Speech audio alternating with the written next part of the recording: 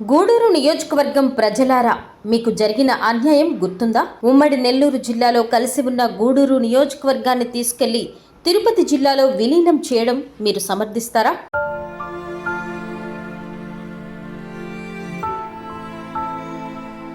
నెల్లూరు జిల్లా ఉన్నప్పుడు బాగుందండి. నెల్లూరు జిల్లా బాగుంది. నెల్లూరు జిల్లాలో ఉన్నప్పుడే బాగుంది సార్. దగ్గరగా ఉండింది, అది ఇప్పుడు ఒక దూరం అయింది. మీరు పడుతున్న బాధలకు కారణమెవరు? ఆంధ్రప్రదేశ్ జిల్లాల పేరుతో వైసీపీ ప్రభుత్వం ఆడిన పాచికల ఆటలో బలైందెవరు? అన్నింటికి దగ్గరగా ఉంటుంది కదా.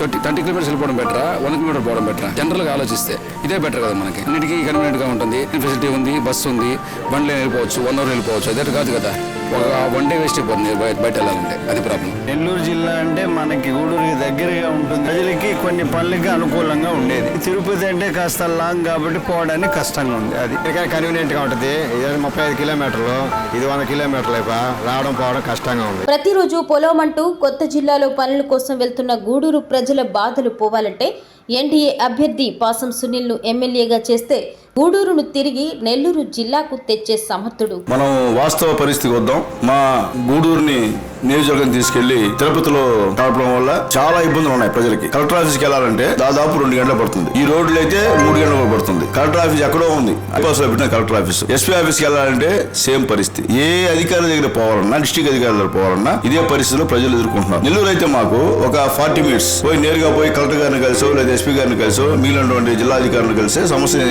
త్వరగా పరిష్కారం అయ్యే దిశగా మనం చేసుకోవచ్చు. ఈ రోజు గూడూరు నియోజకవర్గంలో 99.9% ప్రజల అభిప్రాయం ఏంటంటే మా గూడూరుని తీసుకెళ్లి తిరుపతిలో కలపడం అన్యాయం, గూడూరుని తీసుకెళ్లి నెల్లూరులో కలపండి. మేము తిరుపతి అయితే మా ఎవరికి యాక్సెప్టెన్స్ లేదు, దయచేసి ఇది మీరు బాబు గారితోనో లోకేష్ గారితోనో మాట్లాడమని చెప్పి చాలా సార్లు నాకు అందరూ చెప్పారు. ఎంప్లాయీస్ దగ్గర నుంచి అలాగే ముఖ్యంగా మేధావులు, లాయర్లు, టీచర్స్, డాక్టర్స్, ముఖ్యంగా పేదవాడు, వలస కూలీలు కానివ్వండి, బేల్దార్ మేసులు కానివ్వండి, బేల్దార్ పనికి పోయేలు కానివ్వండి, అందరూ కూడా ముఖ్యంగా పేద వర్గాలు, ఎస్సీ, ఎస్టీ, బీసీ, మైనారిటీ వర్గాలు కూడా ఇది తీవ్రమైన చర్చ ఉంది. ఎందుకంటే ఇది బుద్ధి లేని పని చేశారు, ఈ గూడూరుని తీసుకెళ్లి తిరుపతిలో కలపడం మంచి పద్ధతి కాదు అని తీవ్ర నిరసన కూడా వ్యక్తం అవుతుంది. మేము ప్రజల్లోకి వెళ్తున్నప్పుడు ఫస్ట్ డిమాండ్ అయ్యేస్తాం మమ్మల్ని. కాబట్టి ఖచ్చితంగా ఆల్రెడీ లోకేష్ బాబు గారు చెప్పాం. లోకేష్ బాబు గారు యువలం పాదయాత్రలో ఖచ్చితంగా దాన్ని పరిశీలించి చేస్తామని చెప్పి కూడా మాట ఇచ్చారు. బాబు గారు కూడా చెప్పాము. మేము బాబు గారు కూడా రేపు చంద్రబాబు నాయుడు గారు మీటింగ్ గూడూరులో కనిపెడితే ఆ విషయం కూడా చెప్తాం. అయినప్పటికీ ఖచ్చితంగా రేపు లోకేష్ బాబు గారు వచ్చినా, చంద్రబాబు నాయుడు గూడూరు వచ్చినా ఖచ్చితంగా ఈ విషయాన్ని ప్రజలకి తెలియజేస్తామని. మేమైతే నా పర్సనల్ కావచ్చు, అంటే ప్రజల యొక్క ఇబ్బందులే నా పర్సనల్, వాళ్ళ యొక్క